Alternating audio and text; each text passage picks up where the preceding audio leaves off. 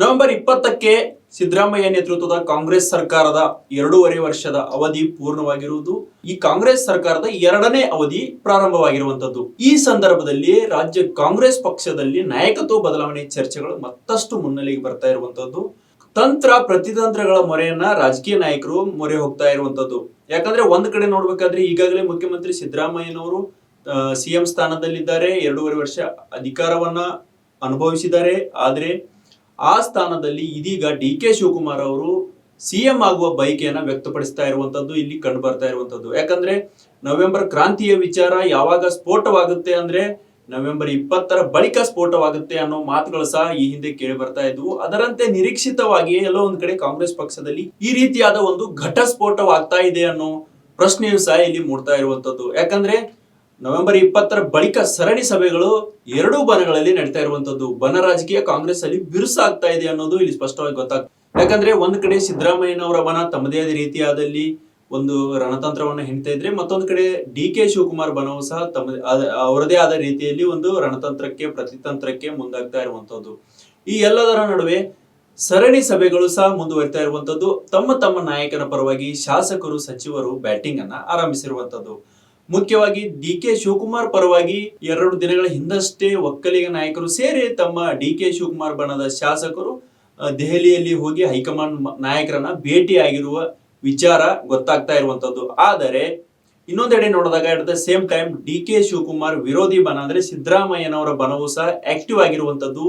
ತಮ್ಮದೇ ರೀತಿಯಾದಲ್ಲಿ ರಾಜಕೀಯ ದಾಳವನ್ನ ಉರುಳಿಸ್ತಾ ಬರ್ತಾ ಇರುವಂತದ್ದು. ಯಾಕಂದ್ರೆ ನಿನ್ನೆ ಅಷ್ಟೇ ಮುಖ್ಯಮಂತ್ರಿ ಸಿದ್ದರಾಮಯ್ಯನವರು ಯಾವಾಗ ಇವರು ಡಿ.ಕೆ. ಶಿವಕುಮಾರ್ ಬಣ ದೆಹಲಿಗೆ ಹೋಗಿರುವ ವಿಚಾರ ಯಾವಾಗ ಅವ್ರಿಗೆ ಗೊತ್ತಾಗ್ತದೋ ಆ ಸಂದರ್ಭದ ಅದಾದ ಬಳಿಕ ಒಬ್ಬೊಬ್ಬರಾಗಿ ಸಚಿವರು ಅಂದ್ರೆ ಸಿದ್ದರಾಮಯ್ಯನವರ ಆಪ್ತ ಸಚಿವರು, ಅದರಲ್ಲಿ ಬೈರತಿ ಸುರೇಶ್ ಆಗಿರ್ಬೋದು, ಜಮೀರ್ ಅಹಮದ್ ಖಾನ್ ಆಗಿರ್ಬೋದು, ಮಹದೇವಪ್ಪ ಆಗಿರ್ಬೋದು, ಕೆ.ಜೆ. ಜಾರ್ಜ್ ಆಗಿರ್ಬೋದು, ಹೀಗೆ ಸಚಿವರು ಹಾಗೂ ಶಾಸಕರು ಸಿದ್ದರಾಮಯ್ಯ ಮನೆಗೆ ದೌಡಾಯಿಸಿ ಅಲ್ಲಿ ಒಂದು ಸುತ್ತಿನ ಮಾತುಕತೆಯನ್ನ ಮಾಡ್ತಾರೆ. ಈ ರೀತಿಯಾದ ಒಂದು ಬೆಳವಣಿಗೆಗಳ ಬಗ್ಗೆ ಸಂಪೂರ್ಣವಾಗಿ ಚರ್ಚೆ ಮಾಡ್ತಾರೆ. ಒಂಥರ ಹೈ ವೋಲ್ಟೇಜ್ ಸಭೆಯೂ ಆಗ್ತದೆ. ಇದಾದ ಬಳಿಕ ಡಿ.ಕೆ. ಶಿವಕುಮಾರ್ ಅವರು ಹೇಳಿಕೆಯನ್ನು ಕೊಡ್ತಾರೆ. ನಾನು ಮುಖ್ಯಮಂತ್ರಿಯವರ ಮಾತಿಗೆ ಬದ್ಧ, ಮುಖ್ಯಮಂತ್ರಿಯವರು ಹೇಳಿದ್ದಾರೆ ಹೈಕಮಾಂಡ್ ಮಾತಿಗೆ ನಾವೆಲ್ಲರೂ ಬದ್ಧ, ಮುಖ್ಯಮಂತ್ರಿಯವರ ಮಾತಿಗೆ ನಾನು ಬದ್ಧ ಎಂಬ ಮಾತನ್ನು ಹೇಳುವ ಮೂಲಕ ಡಿ.ಕೆ. ಶಿವಕುಮಾರ್ ಅವರು ನಮ್ಮಲ್ಲಿ ಯಾವುದೇ ರೀತಿಯಾದ ಗೊಂದಲ ಇಲ್ಲ ಅನ್ನೋ ರೀತಿಯಲ್ಲಿ ಪ್ಯಾಚ್ ಅಪ್ ಗೆ ಮುಂದಾಗ್ತಾರೆ. ಇದು ನಿನ್ನೆ ಇಡೀ ಬೆಳವಣಿಗೆಯು ಸಹ ಇದರ ಸುತ್ತವೇ ಒಂದು ಗಿರ್ಕಿ ಹೊಡಿತಾ ಇರುವಂತದ್ದು. ಯಾಕಂದ್ರೆ ಡಿ.ಕೆ. ಶಿವಕುಮಾರ್ ಅವರು ಯಾವ ರೀತಿಯಾದ ಹೇಳಿಕೆಗಳನ್ನು ಕೊಡ್ತಾ ಇದ್ದಾರೆ, ಆದರೆ ಹಿಂದಿನಿಂದ ಯಾವ ರೀತಿಯಾದ ಪ್ರತಿತಂತ್ರಗಳು ರಣತಂತ್ರಗಳು ಸಿದ್ಧವಾಗ್ತಾ ಇವೆ, ರೂಪುಗೊಳ್ತವೆ ಅನ್ನೋದನ್ನ ಇಲ್ಲಿ ನಾವು ನೋಡಿದಾಗ ಅರ್ಥವಾಗುತ್ತೆ. ಆದರೆ ಎಲ್ಲವನ್ನ ನೋಡಿದಾಗ ಸಿದ್ದರಾಮಯ್ಯ ಬಣದ ನಡೆ ನಿಗೂಢ ಅಂತಾನೆ ಹೇಳ್ಬಹುದಾಗಿದೆ. ಯಾಕಂದ್ರೆ ಯಾವಾಗ ನಾಯಕತ್ವ ಬದಲಾವಣೆಯ ಚರ್ಚೆ ಮತ್ತಷ್ಟು ಗಂಭೀರವಾಯಿತು ಆ ಸಂದರ್ಭದಲ್ಲಿ ಸಿದ್ದರಾಮಯ್ಯ ನಿಷ್ಠರು ಅಂದ್ರೆ ದಲಿತ ಸಚಿವರು, ಶಾಸಕರು, ಸಚಿವ ಸತೀಶ್ ಜಾರಕಿಹೊಳಿ ಅವರ ಮನೆಯಲ್ಲಿ ಡಿನ್ನರ್ ಪಾರ್ಟಿಯನ್ನ ಮಾಡ್ತಾರೆ. ಆ ಸಂದರ್ಭದಲ್ಲೂ ಕೆಲವೊಂದು ಮಹತ್ವದ ಚರ್ಚೆಗಳನ್ನ ಮಾಡಿರೋ ವಿಚಾರ ಸಹ ಬಯಲಾಗ್ತಾ ಇರುವಂತದ್ದು.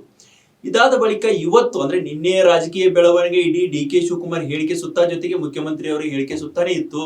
ಆದರೆ ಇವತ್ತು ಬೆಳಿಗ್ಗೆ ಮತ್ತಷ್ಟು ಈ ರಾಜಕೀಯ ಬೆಳವಣಿಗೆಗಳು ತೀವ್ರ ಸ್ವರೂಪವನ್ನು ಪಡೆದುಕೊಂಡಿವೆ. ಒಂದ್ ಕಡೆ ನಾಯಕತ್ವ ಬದಲಾವಣೆ ವಿಚಾರ ಸಹ ಗಂಭೀರ ಸ್ವರೂಪವನ್ನ ಪಡೆದುಕೊಳ್ತಾ ಇದೆ ಅನ್ನೋದು ಇಲ್ಲಿ ಕಂಡು ಬರ್ತಾ ಇರುವಂತದ್ದು. ಯಾಕಂದ್ರೆ ಇಂದು ಬೆಳಿಗ್ಗೆ ಅಂದ್ರೆ ದಿಢೀರಾಗಿ ಸಚಿವ ಸತೀಶ್ ಜಾರಕಿಹೊಳಿ ಅವರು ಸಿದ್ದರಾಮಯ್ಯನವರನ್ನ ಭೇಟಿಯಾಗಿ ಮಾತುಕತೆ ಮಾಡ್ತಾ ಇರುವಂತದ್ದು ಇಲ್ಲಿ ಗೊತ್ತಾಗ್ತಾ ಇರುವಂತದ್ದು. ಯಾಕಂದ್ರೆ ಒಬ್ಬೊಬ್ಬರಾಗಿ ಶಾಸಕರು ಸಿದ್ದರಾಮಯ್ಯ ಅವರ ಮನೆಗೆ ದೌಡಾಯಿಸಿ ತಮ್ಮ ಬೆಂಬಲವನ್ನ ವ್ಯಕ್ತಪಡಿಸ್ತಾ ಇರುವಂತದ್ದು ಇಲ್ಲಿ ಕಂಡು ಬರ್ತಾ ಇದೆ. ಶಾಸಕರಾದ ಯಾಸೀರ್ ಖಾನ್ ಪಠಾಣ್ ಜೊತೆಗೆ ಶ್ರೀನಿವಾಸ್ ಮಾನೆ ಸೇರಿದಂತೆ ಹೀಗೆ ಕಾಂಗ್ರೆಸ್ ಪಕ್ಷದ ಹಲವು ಶಾಸಕರು ಇಂದು ಬೆಳಿಗ್ಗೆಯಿಂದಲೂ ಸಹ ಮುಖ್ಯಮಂತ್ರಿ ಸಿದ್ದರಾಮಯ್ಯನವರ ನಿವಾಸಕ್ಕೆ ಆಗಮಿಸಿ ಮೀಟಿಂಗ್ ಅಲ್ಲಿ ಭಾಗಿಯಾಗ್ತಾ ಇದ್ದಾರೆ, ಚರ್ಚೆಯನ್ನ ಮಾಡ್ತಾ ಇದ್ದಾರೆ. ಸೊ ಎಲ್ಲೋ ಒಂದ್ ಕಡೆ ರಾಜ್ಯ ರಾಜಕಾರಣದ ದಿಕ್ಕು ಮತ್ತಷ್ಟು ತೀವ್ರ ಸ್ವರೂಪವನ್ನು ಪಡೆಯುತ್ತಾ, ನಾಯಕತ್ವ ವಿಚಾರ ಮತ್ತಷ್ಟು ಹೆಚ್ಚಿನ ಒಂದು ವೇಗವನ್ನು ಪಡೆಯುತ್ತಾ ಅನ್ನೋದು ಇಲ್ಲಿ ಕಂಡು ಬರ್ತಾ ಇರುವಂತದ್ದು. ಆದರೆ ಇನ್ನೊಂದು ಕಡೆ ನೋಡಿದಾಗ at the same time high command ಕೂಡ ಎಲ್ಲೋ ಒಂದ್ ಕಡೆ ಮೌನ ಮುರಿದಂತೆ ಕಂಡು ಬರ್ತಾ ಇದೆ. ಆದ್ರೆ ಅಷ್ಟೊಂದು ಸ್ಪಷ್ಟವಾಗಿಲ್ಲ. ಕೇವಲ ಒಂದು ಟ್ವೀಟ್ ಮೂಲಕ ರಣದೀಪ್ ಸಿಂಗ್ ಸುರ್ಜೇವಾಲಾ ಅಂದ್ರೆ ಎಐಸಿಸಿ ರಾಜ್ಯ ಉಸ್ತುವಾರಿ ರಣದೀಪ್ ಸಿಂಗ್ ಸುರ್ಜೇವಾಲಾ ಅವರು ಮಾಧ್ಯಮಗಳ ವಿರುದ್ಧ ಒಂದು ತಮ್ಮ ಆಕ್ರೋಶವನ್ನ ಹೊರಹಾಕಿದ್ರು, ಜೊತೆಗೆ ಬಿಜೆಪಿಯ ನಡೆಯನ್ನ ಟೀಕಿಸಿದ್ರು. ಅಲ್ಲದೆ ಶಾಸಕರಿಗೂ ಸಹ ಕಿವಿಹಿಂಡುವ ಕೆಲಸವನ್ನ ಮಾಡಿದ್ರು. ಕೆಲವೊಂದು ಸ್ಥಾಪಿತ ಹಿತಾಸಕ್ತಿಗಳು ಈ ರೀತಿಯಾದ ಬಿಜೆಪಿ ಪ್ರೇರಿತರಾಗಿ ರಾಜ್ಯ ಸರ್ಕಾರದ ವಿರುದ್ಧ, ಸುಭದ್ರ ಸರ್ಕಾರದ ವಿರುದ್ಧ ಒಂದ್ ಕಡೆ ಷಡ್ಯಂತ್ರವನ್ನು ರೂಪಿಸ್ತಾ ಇದ್ದೇವೆ ಎಂಬ ಆರೋಪವನ್ನ ರಣದೀಪ್ ಸಿಂಗ್ ಸುರ್ಜೇವಾಲಾ ಮಾಡಿದ್ರು. ಇದೇ ಧಾಟಿಯಲ್ಲಿ ಸಚಿವ ಮಹದೇವಪ್ಪನವರು ಸಹ ನೇರವಾಗಿ ಮಾಧ್ಯಮಗಳ ವಿರುದ್ಧ ತಮ್ಮ ಟ್ವೀಟ್ ಮೂಲಕ ಎಲ್ಲೋ ಒಂದ್ ಕಡೆ ಚಾಟಿಯನ್ನ ಬೀಸುವ ಕೆಲಸವನ್ನ ಮಾಡಿದ್ರು. ಹೆಚ್ಚಿನ ವಿಡಿಯೋಗಳಿಗೆ ಪ್ರತಿಧ್ವನಿ ಯೂಟ್ಯೂಬ್ ಚಾನೆಲ್ ಸಬ್ಸ್ಕ್ರೈಬ್ ಮಾಡಿ, ಬೆಲ್ ಐಕಾನ್ ಕ್ಲಿಕ್ ಮಾಡಿ.